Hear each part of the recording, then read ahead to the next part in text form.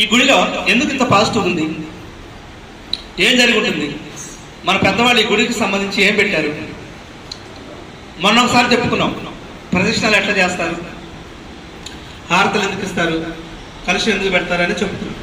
ఇంకొక రకంగా చెప్తున్నాం, గుడిలో ఆ రాళ్ళు, రాతి విగ్రహం, ధ్వజస్తంభం, ఆ ధ్వజస్తంభానికి ఒక లోహాలు, ఇవన్నీ కూడా దేనికి సంకేతాలు ఇస్తున్నాయి అంటే అన్నీ కూడా శక్తికి సంకేతాలు ఇస్తున్నాయి. ఈ గుడి గోపురం పైన కలిసాలు ఏ ఉంటాయి. ఒక రాతి విగ్రహానికి కానీ అవి ఏమి అబ్జర్వ్ చేస్తాయంటే మనం వదులుతున్న శబ్ద తరంగాల్ని అవి రిటర్న్ చేస్తాయి.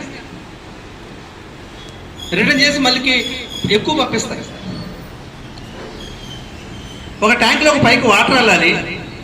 వాటర్ వెళ్ళాలంటే కింద భూమి మీద వాటర్ వెళ్ళాలంటే మోటార్ వేయాలి. మోటార్ అంతా పైకి వెళ్తాయి.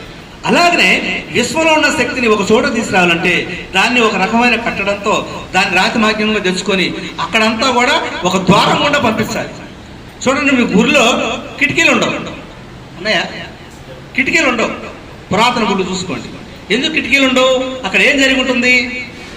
ఇప్పుడు ఆ గుడి గోపురం కింద కదా విగ్రహం ఉండేది. ఇప్పుడు అయ్యగారు కానీ మన పూజారి గారు కానీ ఏం చేస్తారు? అక్కడ మంత్రోచ్చారణ చేస్తారు.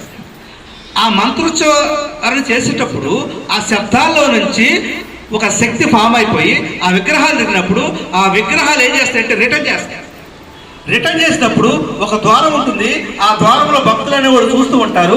ఆ తరంగాలు ఏకకాలంలో వచ్చినప్పుడు ఆయన తట్టుకోలేక కళ్ళు మూసుకుంటారు. అంత శక్తి ఉంది. తర్వాత డైరెక్ట్ ఇక్కడికి వచ్చినాక ఈ ధ్వజస్తంభం అనేది రాయి ఇక్కడ ఉన్నటువంటి ఆ పైన గోపురానికి వెళ్తుంటుంది.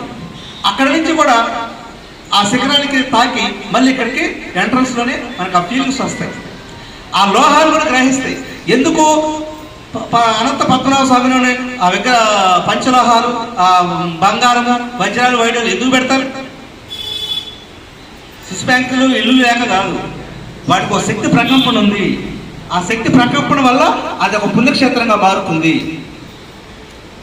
దానికోసం వాళ్ళకున్న జ్ఞానంతో ఇది భావితరాలకు అందించాలని అంత గట్టిగా వందల సంవత్సరాలు పనిచేసిన వాళ్ళు ఉన్నారు. అందుకే రాయికి ఏం చేస్తుందంటే రిటర్న్ ఇచ్చే శక్తి ఉంది. అందుకే మనం పిరమిడ్లో క్రిస్టల్స్ పెడతాం. ఆ క్రిస్టల్స్ ఎందుకు పెడతామంటే అక్కడ ఉన్నటువంటి పిరమిడ్ శక్తిని అబ్జర్వ్ చేసి అక్కడ ఉన్నటువంటి వాళ్ళందరికీ స్ప్రెడ్ చేసి, ఇక్కడ నేను ఒక సెట్ స్ప్రే చేశాను, అదేం చేస్తుంది? కంటికి కనిపిస్తుందా? ఆ వాసన అందరికీ వస్తుంది. మనం ఇంద్రియాల ద్వారా గ్రహిస్తాం. ఓహో, మంచి సువాసన వచ్చింది, ఎవరు మల్లెపూలు పెట్టుకొని వచ్చారు, లేదా ఎవరు సెంటు కొడుకొని వచ్చారు, లేదా అక్కడ అగరవత్తులు ముట్టించారు. గ్రహిస్తా లేదా? చెప్పారా? గ్రహించాము.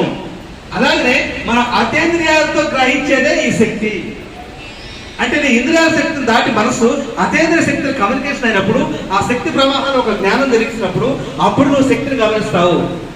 ఆ శక్తితో నువ్వు ఎలా ఎన్ని శరీరాలు క్లీన్ చేసుకుంటావో నీ ఇష్టం.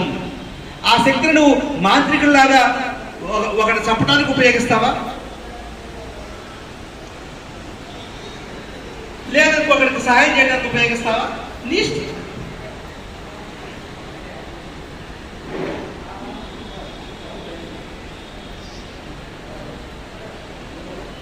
ఇప్పుడు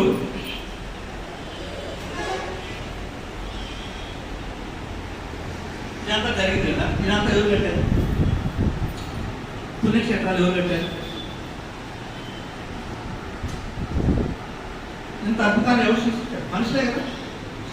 ఎడారిలో ఎవరు ఉన్నాయా? దేవుడు ఎడారిలో ఉన్నాడా? సముద్రాల్లో ఉన్నాడా? మనుషుల దగ్గర ఉన్నాడా?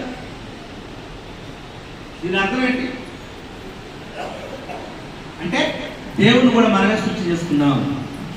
మనం సార సృష్టికర్తలం. దేవుడు అంటే ఏంటి? మళ్ళీ మీరు అనుకున్న రూపం రాముడు కృష్ణుడు కాదండి, శక్తి.